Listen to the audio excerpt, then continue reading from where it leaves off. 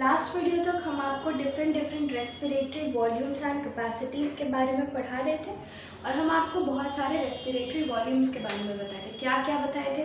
सबसे पहले हम आपको बताए थे टाइडल वॉल्यूम। टाइडल वॉल्यूम वो वॉल्यूम होता है जो आप नॉर्मली लेते हैं सांस और छोड़ते हैं, and that measures up to 500 ml। ठीक है।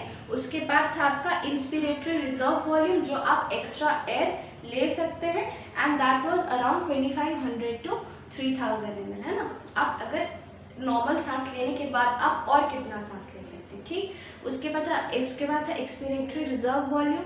नॉर्मल सांस छोड़ने के बाद आप और कितना छोड़ सकते हैं ना, and that was around 1000 to 1100 ml। और लास्ट में था आपका रेसिडुअल वॉल्यूम। रेसिडुअल वॉल्यूम जो आपके लंग में फोर्सफुल एक्सपिरेशन के बाद भी बच जाता है, उसको हम रेसिडुअल वॉल्यूम बोलते हैं। ठीक है। और ये आपका था 1100 से लेके 12। ठीक है। तो हम आपका एक बार फिर से वो ग्राफ ड्रॉ करते हैं थोड़ा सा, है ना। ठीक है। ये आपका नॉर्मल है। ठीक। This was your tidal volume 500 ml। ठीक है।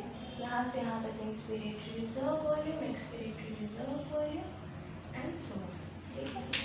ये आपका जो है this is your tidal volume. ठीक है। यहाँ से लेके यहाँ तक जो होगा आपका इंस्पिरेटरी रिजर्व वॉल्यूम, यहाँ से लेके यहाँ तक जो होगा that is expiratory reserve volume, और इसके नीचे जो अमाउंट बच जाता है आपके लंग्स में that is residual volume of lungs, है ना। ऐसे ही हम देखे थे लास्ट टाइम। अब हम आते हैं इंस्पिरेटरी कैपेसिटीज के ऊपर। कैपेसिटी हम लोग इसका समेशन करके करते हैं, है ना। कैपेसिटीज, तो सबसे पहला जो आपका कैपेसिटी हेडिंग दो आपका लंग कैपेसिटीज, है ना। लंग वॉल्यूम्स हम देख लिए थे, अब हेडिंग दो लंग कैपेसिटीज। लंग कैपेसिटीज सबसे पहला लिखो इंस्पिरेटरी कैपेसिटी। इंस्पिरेटरी कैपेसिटी, तो इंस्पिरेटरी कैपेसिटी या आईसी बोलते हैं इसको, है ना। आप ही बताओ कैपेसिटी से क्या आप समझते हैं? इंस्पिरेटरी कैपेसिटी टोटल आपके सांस लेने की क्षमता, है ना। तो टोटल सांस लेने की क्षमता आपका क्या हो जाएगा? Tidal volume plus inspiratory reserve volume. Total सांस आप इतना ही ना ले सकते हैं। ये आपका टाइडल वॉल्यूम था, है ना। तो टाइडल वॉल्यूम से लेके इंस्पिरेटरी रिजर्व वॉल्यूम, यही है आपका पूरा सांस लेने का क्षमता। ठीक है। तो लिखो इंस्पिरेटरी, ये क्या हो गया? The total amount of air a person can breathe in. Total amount of air a person can breathe in after a normal expiration. After a normal expiration मतलब हम नॉर्मल सांस छोड़े, ठीक है। नॉर्मल सांस छोड़े तो यहाँ पे आए, उसके बाद हम थोड़ा नॉर्मल सांस लिए और उसके बाद मैक्सिमम सांस लिए। यही हो गया मेरा इंस्पिरेटरी कैपेसिटी। हम कितना सांस ले सकते हैं? तो नॉर्मल सांस छोड़ने के बाद हम कितना सांस ले सके, that is your inspiratory capacity. And inspiratory capacity आपका किसके इक्वल हो जाएगा? Tidal volume plus inspiratory reserve volume, क्योंकि यही आप टोटल अमाउंट आप सांस में ले सकते हैं। बाकी और भी ले सकते हैं नीचे अगर छोड़ के फोर्सफुली ले तो, लेकिन फिर वो एक्सपिरेटरी कैपेसिटी में आ जाएगा। इस लाइन के ऊपर इंस्पिरेटरी कैपेसिटी, इस लाइन के ऊपर एक्सपिरेटरी कैपेसिटी, है ना। तो टाइडल वॉल्यूम आपका क्या था? 500 ml था, और इंस्पिरेटरी कैपेसिटी क्या था आपका? 2500 से लेके 3000 ml था, है ना। तो आपका इंस्पिरेटरी रिजर्व वॉल्यूम आपका 2500 से 3000 ml था। तो इंस्पिरेटरी कैपेसिटी आपका कितना हो जाएगा? उसका रेंज 3000 से लेके 3500 ml, है ना। This is the range for your inspiratory capacity. ठीक है। इसी तरह से अब एक्सपिरेटरी कैपेसिटी आ जाएगा। एक्सपिरेटरी कैपेसिटी क्या होगा? आपका tidal volume plus expiratory reserve volume, ये होगा। एक्सपिरेटरी कैपेसिटी आप क्या बोलेंगे? नॉर्मल सांस लेने के बाद हम कितना सांस छोड़ सके, उसको हम बोलेंगे आपका एक्सपिरेटरी रिजर्व वॉल्यूम, है ना। Expiratory capacity. तो डेफिनेशन देखो, total volume of air, total volume of air a person can expire, a person can expire after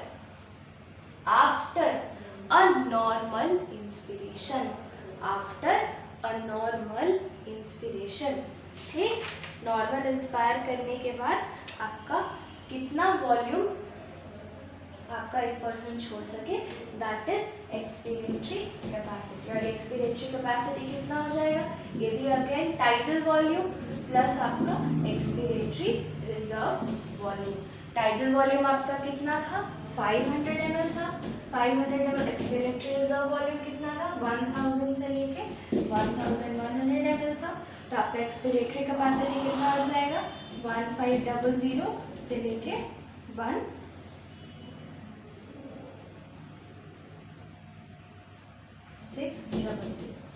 ml, है ना। इतना आपका एक्सपीरियंटरी कैपेसिटी आ जाएगा, ठीक है, इसी। उसके बाद नेक्स्ट आपका आता है functional residual capacity. Functional residual capacity मतलब ऐसे तो एक रेसिडुअल वॉल्यूम था आपका जो फोर्सफुल एक्सपीरेशन के बाद भी, है ना, आप उसको अपने लंग से बाहर नहीं निकाल सकते। फंक्शनल रेसिडुअल कैपेसिटी का मतलब समझिए, वो रेसिडुअल कैपेसिटी या वो रेसिडुअल वॉल्यूम जो हमेशा नॉर्मली आपके बॉडी में फंक्शन करता है, नॉर्मली आपका रेसिडुअल वॉल्यूम का काम करता है। तो आप सोचिए आप नॉर्मली कैसा एक्सपायर करते हैं, पूरा इंस्पिरेटरी वॉल्यूम, पूरा एक्सपिरेटरी कैपेसिटी सब पूरा यूज़ करके करते हैं कि सिर्फ टाइडल वॉल्यूम नॉर्मली एक्सपायर करते हैं, सिर्फ टाइडल वॉल्यूम नॉर्मली ब्रीथ करते हैं। तो इसके अलावा जो भी आपका बच गया लंग्स में नॉर्मली जो फंक्शन कर रहा है, सबका सब रेसिडुअल वॉल्यूम की तरह फंक्शन करेगा। तो फंक्शनल रेसिडुअल कैपेसिटी क्या हो गया आपका, वो अमाउंट ऑफ एयर हो गया जो नॉर्मल ब्रीदिंग के टाइम पे आपका रेसिडुअल वॉल्यूम की तरह काम कर रहा होगा, है ना। तो आपका आप ही बताइए कि आपका जो फंक्शनल रेसिडुअल कैपेसिटी या एफ, जस्ट लेट मी रब द बोर्ड,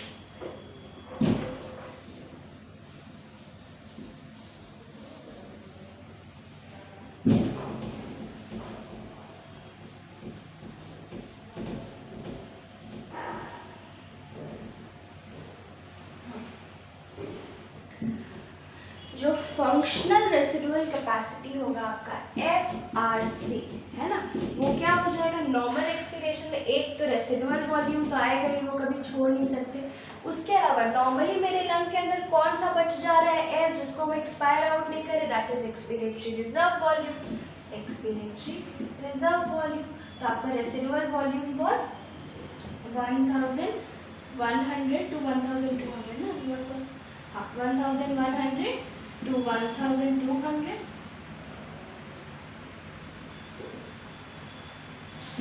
1200 से लेके एक्सपिरेटरी रिजर्व वॉल्यूम आपका था 1000 से लेके 1100। तो टोटल कितना हो गया आपका 2200 से लेके इसका रेंज हो गया आपका 2300,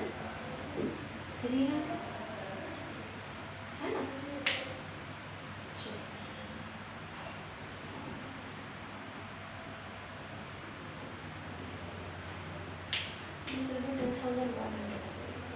टू 2100 से लेकर के 2300, है ना, ये आपका हो गया आपका फोर्स्ड फंक्शनल रेसिडुअल कैपेसिटी। इसके बाद हम नेक्स्ट में आते हैं, अच्छा इसका डेफिनेशन लिख लो, the volume of air, the volume of air that remains in the lungs, that remains in the lungs after normal expiration, normally expire कर दिए, उसके बाद कितना वॉल्यूम ऑफ एयर मेरे लंग में रह गया, that is your functional residual capacity. ठीक, नेक्स्ट में लिखो, नेक्स्ट में लिखो, नेक्स्ट लिख दो वाइटल कैपेसिटी,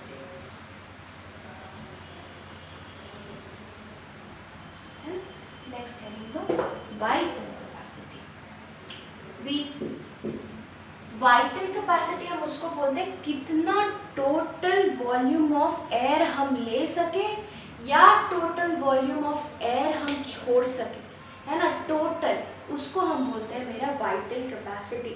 एंड यही आपका फिटनेस का मेजरमेंट होता है, कितना आप पूरा एयर ले सके या आप कितना छोड़ सके। तो आप ही बताइए टोटल एयर आप कितना ले सकते हैं या छोड़ सकते हैं। एक तो टाइडल वॉल्यूम हो गया, उसके साथ इंस्पिरेटरी रिजर्व वॉल्यूम, है ना, एक्स्ट्रा आप कितना एयर ले सकते हैं, और उसके साथ इंस्पिरेटरी उसके साथ एक्सपिरेटरी रिजर्व वॉल्यूम, यही आप एक्सचेंज कर सकते हैं टोटल में। इसके अलावा रेसिडुअल वॉल्यूम बचता है, वो आप एक्सपायर ही नहीं कर सकते हैं। तो वाइटल कैपेसिटी वो अमाउंट ऑफ एयर है जो आप मैक्सिमम अपने लंग्स के साथ ले सकते हैं या छोड़ सकते हैं, ठीक है, तो दिस इज वाइटल कैपेसिटी। तो वाइटल कैपेसिटी को हम डिफाइन कैसे करेंगे, लिख लो, it is the amount of air, it is the maximum amount of air which we can inhale या inspire after a forceful expiration, कहने का मतलब क्या है, वो मैक्सिमम अमाउंट ऑफ एयर जो हम खींच सके, किसके बाद, फोर्सफुल एक्सपीरेशन के बाद। तो फोर्सफुल एक्सपीरेशन किए तो मेरा एयर का वॉल्यूम कहाँ आ गया, यहाँ आ गया। उसके बाद हम और कितना एयर खींच सकते हैं, तो सबसे पहले एयर खींच के एक्सपीरेटरी रिजर्व वॉल्यूम भरेगा, फिर टाइडल वॉल्यूम भरेगा, और फिर और मैक्सिमम हम इंस्पिरेटरी रिजर्व वॉल्यूम खींच सकते हैं ना।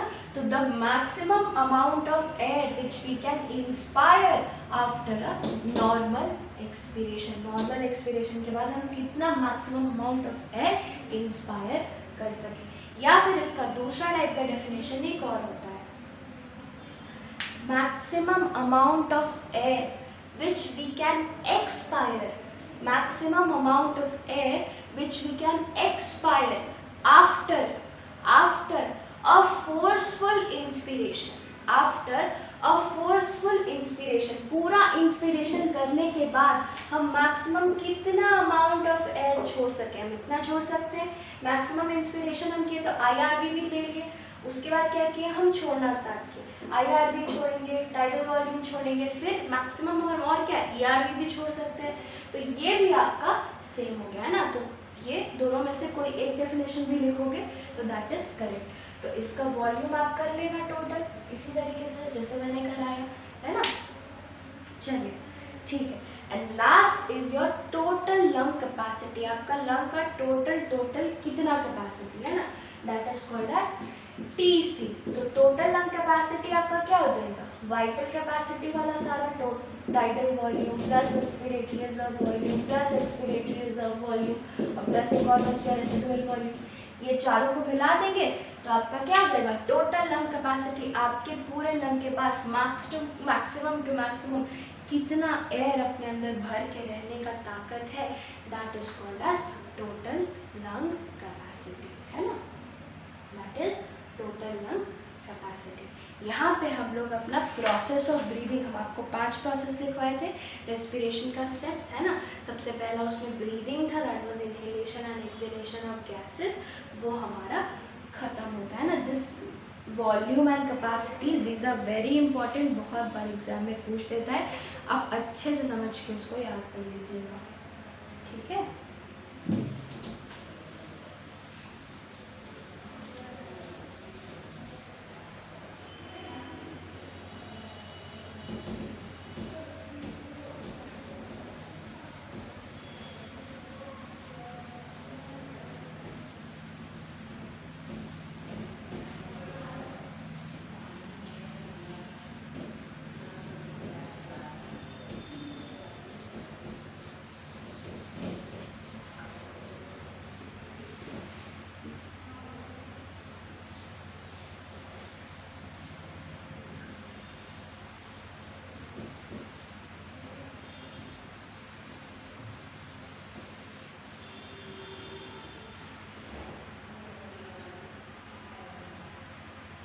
चलिए, तो नेक्स्ट आपका जो स्टेप था that was diffusion of gases, है ना। डिफ्यूजन ऑफ गैसेस था, कहाँ पे था, एक था एल्वियोलर मेम्ब्रेन के अक्रॉस, है ना, उसके बाद था ट्रांसपोर्टेशन ऑफ गैसेस, फिर था diffusion of gases again at blood and tissues. तो जो सेकेंड एंड थर्ड स्टेप था, है ना, वो दोनों कहाँ क्या क्या था, diffusion of gases. Third and fourth step was diffusion of gases, है ना। सेकेंड स्टेप में आपका था एल्वियोलर मेम्ब्रेन पे, और थर्ड स्टेप पे आपका फोर्थ स्टेप पे आपका था एट टिश्यूज में, है ना। ये दोनों मोर और लेस डिफ्यूजन का प्रोसेस सेम होता है, तो इनको हम साथ में डिस्कस करेंगे, है ना। तो नेक्स्ट हेडिंग अब आप तो diffusion of gases, diffusion of gases, ठीक है। तो सबसे पहले डिफ्यूजन ऑफ गैसेस या गैसियस एक्सचेंज के लिए आपको कौन कौन सा फैक्टर अफेक्ट करता है हम ये पढ़ेंगे, है ना। तो सबसे पहले हेडिंग डालो factors affecting diffusion of gases, factors affecting diffusion of gases है। सबसे पहला आपका हो जाएगा सॉल्युबिलिटी ऑफ गैस।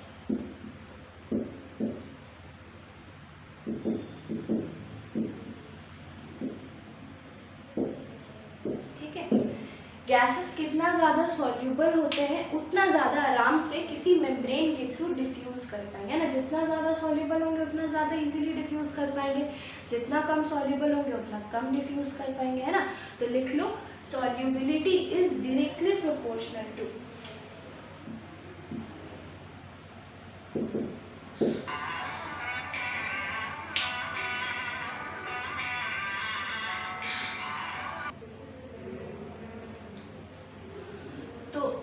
सॉल्युबिलिटी जितना ज़्यादा होगा आपका उतना ही आराम से डिफ्यूजन हो पाएगा। तो एक तरह से आप कह सकते हैं सॉल्युबिलिटी जितना ज़्यादा होगा उतना ही ज़्यादा आपका डिफ्यूजन होगा।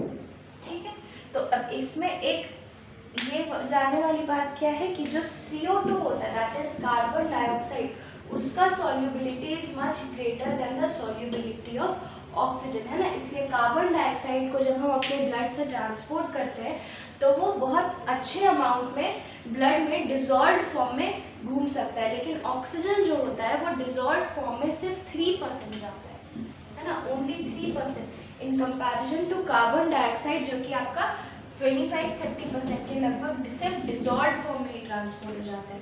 तो जो CO2 है उसका जो सॉल्युबिलिटी है that is 20 to 25 times higher than that of O2, है ना। CO2 का सॉल्युबिलिटी 20 से 25 टाइम्स O2 से ज़्यादा होता है।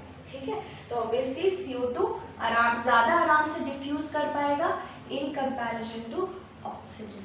ठीक है, CO2 आपका ज़्यादा आराम से किसी मेम्ब्रेन हमारे बॉडी के मेम्ब्रेन के अक्रॉस डिफ्यूज कर पाएगा इन कंपैरिजन टू आपका ये, है ना। चलिए नेक्स्ट हम आते हैं आपका पहला वाला हो गया। दूसरा जो है जो फैक्टर इफेक्ट करता है आपको, दूसरा फैक्टर आपका है पार्शियल प्रेशर, पार्शियल प्रेशर या प्रेशर ग्रेडियंट भी कह सकते हैं इसको, प्रेशर ग्रेडियंट। ठीक, तो किसी भी चीज़ को डिफ्यूज़ करने के लिए उसका ग्रेडियंट बनना ज़रूरी है ना। जैसे कि अगर ऑक्सीजन डिफ्यूज़ कर रहा है तो ऑक्सीजन का पार्शियल प्रेशर हम मान लेते हैं, जैसे ये एल्वियोलाई है, ठीक है, यहाँ पे मेरा ब्लड वेसल में ब्लड फ्लो कर रहा है, ठीक है, ऑक्सीजन यहाँ पे है, यहाँ से ऑक्सीजन को यहाँ जाना है।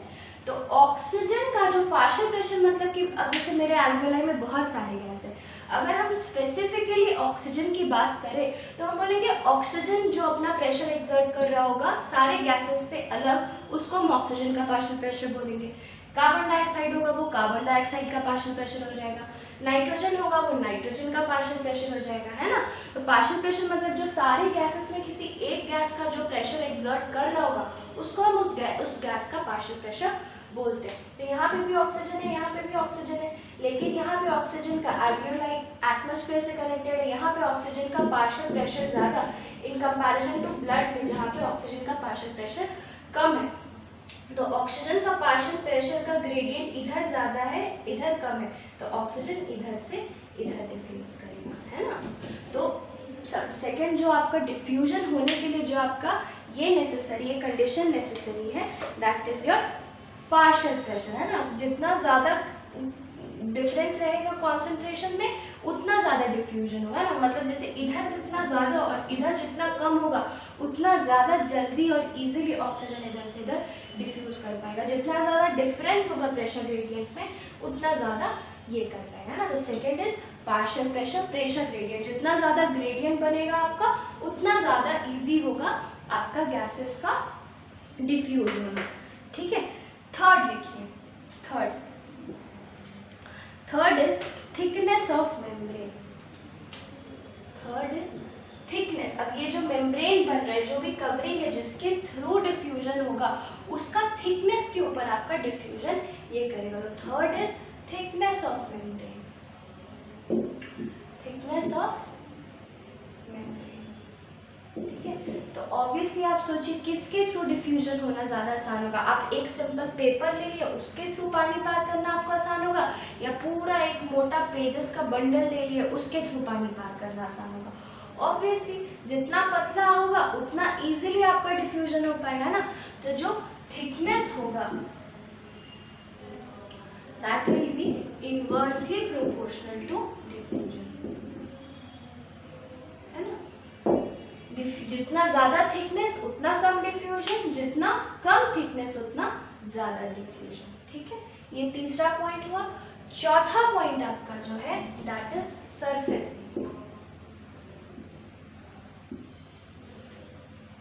है ना, that is surface area. Surface area मतलब कि आपको पता है डिफ्यूजन होगा कहाँ से, किसी सरफेस के थ्रू होगा। तो जितना ज़्यादा सरफेस एरिया होगा आपका उतना ज़्यादा आपका एरिया होगा डिफ्यूजन के लिए, जितना कम सरफेस एरिया होगा उतना कम एरिया होगा डिफ्यूजन के लिए। तो सरफेस एरिया जो होगा, सरफेस एरिया जो होगा that will be directly proportional to diffusion, है ना। तो ये सारी जो चीज़ें हैं ये आपके डिफ्यूजन को अफेक्ट करते हैं। इसके आगे डिफ्यूजन मेम्ब्रेन कौन सा बनता है, कैसे डिफ्यूजन होता है, कितना कितना पार्शियल प्रेशर किस गैस का रहता है, ये हम नेक्स्ट वीडियो में देखेंगे, ठीक है। यहाँ तक